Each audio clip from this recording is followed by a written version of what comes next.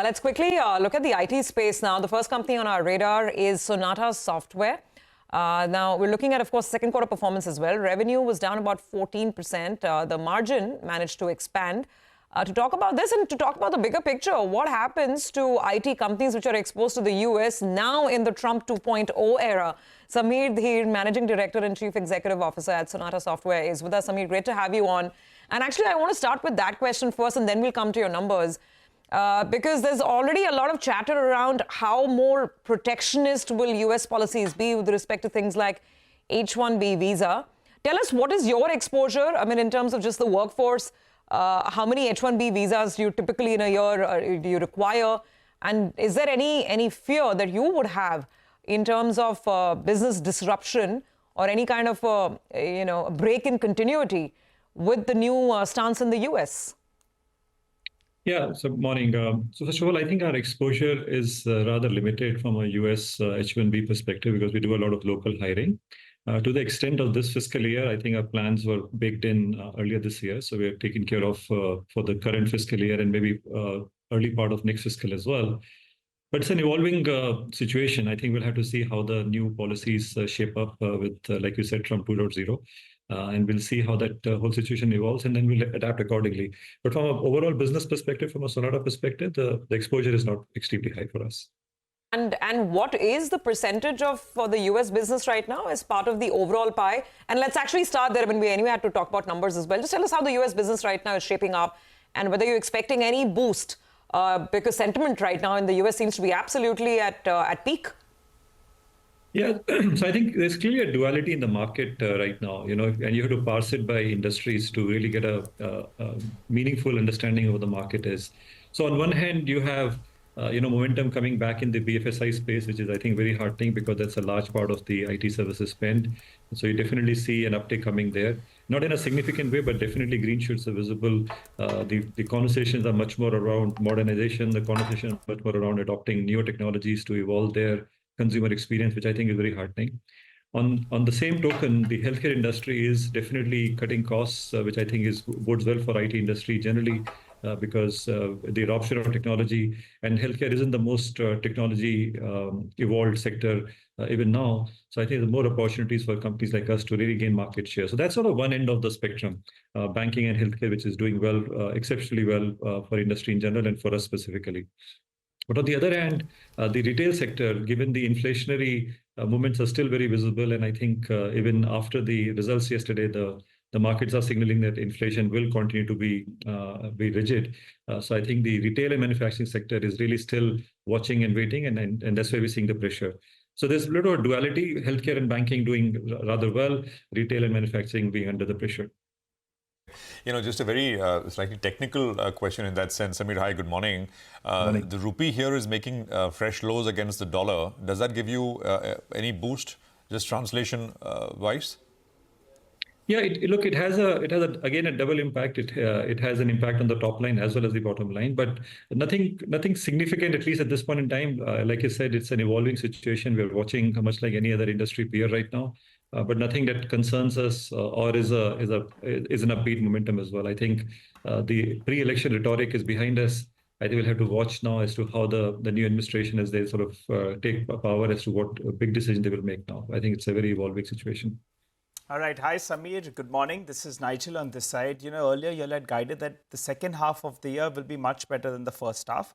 Is that on course? And also in quarter two, you were planning for a wage hike for the junior management. And quarter three will be for the middle managers as well as the senior managers.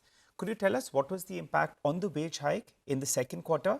How much is expected in quarter three? And in that sense, what will the exit margins be like? Sure.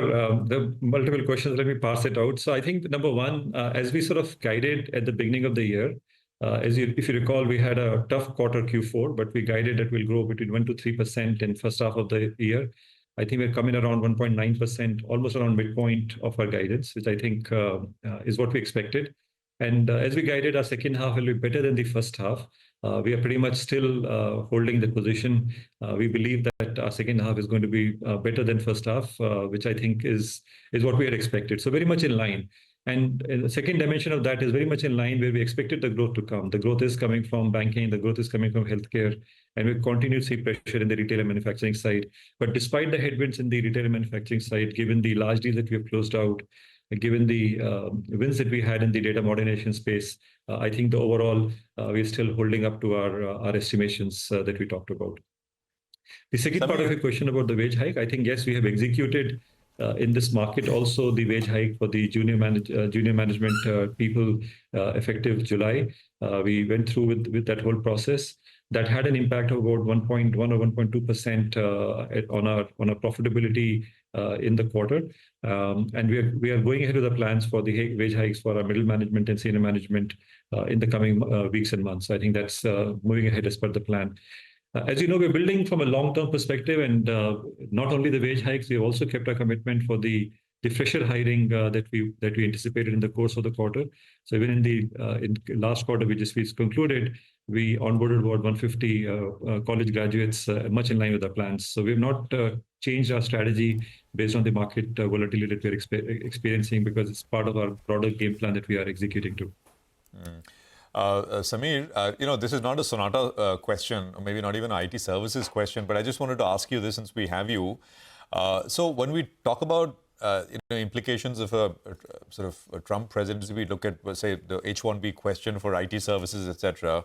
And that's been true for the last 15, 20 years, right? I mean, visa policies in the US directly impact IT services companies. But, over the last 4-5 years, GCCs have become very big. In terms of everything, in terms of exports out of the country, not as large as IT services yet, but employment, very good opportunities for people here. Do you see any risk at all to that build out, GCCs? It's a slightly maybe far out question, but what are your thoughts? I'll give you, I don't know what the industry answer to that, okay, candidly, but I'll tell you what the Sonata answer to that, which I think we're very clear about. So we see GCCs as a great collaboration vehicle for our client base. And why is that? Because most of the clients for Sonata are in the enterprise and the SMB space. And for these customers, they're very clear what they want to do in-house from a GCC perspective versus things that they don't want to do in-house. And they really look at partners like us to help them from a GCC perspective, but also from a broader modernization agenda perspective. So do we see that evolution coming up? I think it's absolutely coming up. It's very visible to us. But for the mid-size customers of ours, which did not have earlier GCCs, they are actively talking to us about helping set up GCC for them, which I think is a very positive step for companies like us. So it's a very much a collaborative space. And given the evolution of technology now, I think it bodes well, because then you can have a deeper collaboration in the same time zone, even in India, from our team members as well as. But you don't see any reversal to that, or that going slow, because the build out has been fantastic. You see that as a trend which will continue. Absolutely. More and more GCCs here in India. More and GCCs, probably smaller and more GCCs. So gone are the days of larger GCCs. I think those enterprise clients have already set up, but we do expect the mid-tier customers setting their own GCCs as well. All right. I think we've got about 3 minutes to market open. Samir, thank you very much for joining us. Appreciate it.